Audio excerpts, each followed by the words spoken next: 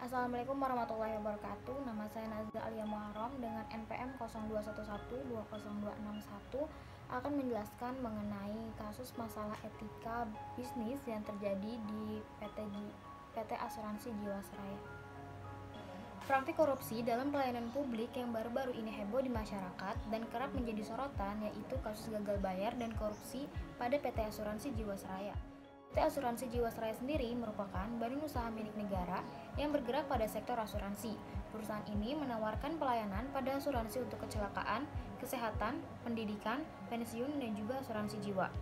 Korupsi yang terjadi pada perusahaan yang didirikan sejak tahun 1859 ini merupakan kasus yang cukup besar karena menyebabkan kerugian bagi negara hingga 16,81 triliun rupiah. Selain itu, korupsi ini juga melibatkan banyak pihak termasuk pejabat dalam OJK, 13 korporasi lain, serta pimpinan-pimpinan dalam perusahaan asuransi Jiwasraya itu sendiri.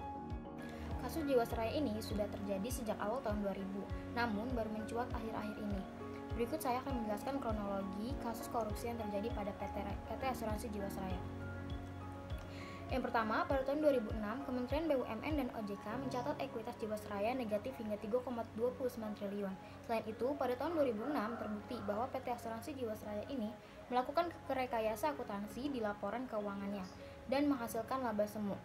Kemudian di tahun 2011, Jiwasraya melakukan skema reasuransi dan kemudian mencatatkan surplus sebesar 1,3 triliun rupiah. Sebenarnya melakukan reasuransi merupakan jalur penyelesaian jangka pendek, sebab keuntungan reasuransi ini semu dan tidak memiliki keuntungan ekonomis.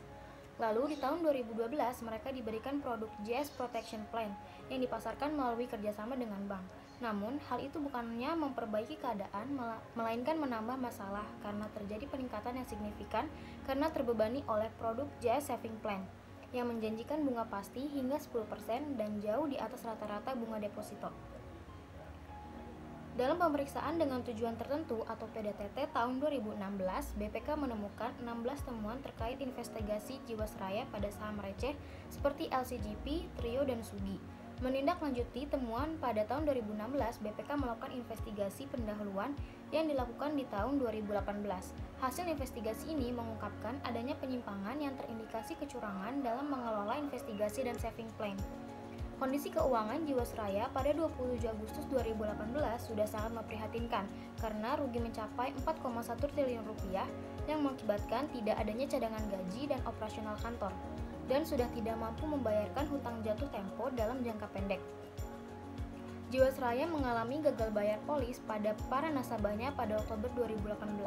Dalam kurun waktu 2010 hingga 2019, BPK sudah melakukan 2 kali pemeriksaan atas Jiwasraya. Pada Juni 2018, Jiwasraya melakukan investigasi langsung pada 28 reksadana yang tidak likuid dan memiliki porsi yang tidak wajar, yaitu di atas 90%.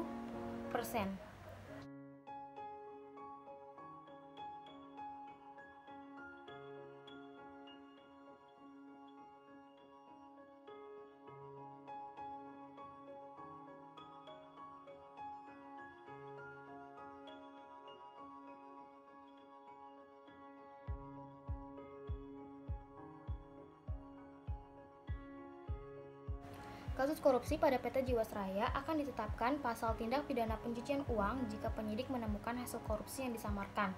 Dalam hal ini, kasus Jiwasraya ditetapkan sebagai kasus korupsi dengan dugaan tindak pidana korupsi dengan ancaman pasal 2 dan pasal 3 Undang-Undang Nomor 20 Tahun 2001 tentang tindak pidana korupsi.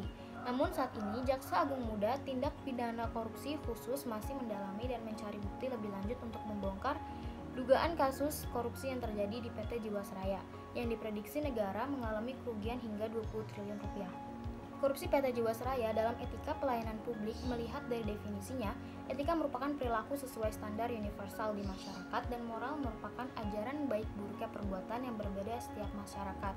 Jika melihat dari perspektif etika normatif maupun deskriptif, maka kasus korupsi Jiwasraya dianggap menyimpang dari etika baik, dari standar penilaian maupun etika yang berlaku di masyarakat. Hal ini bisa dilihat dari tindakan rekayasa laporan keuangan yang berdampak pada minimnya transparansi kepada masyarakat dan juga negara.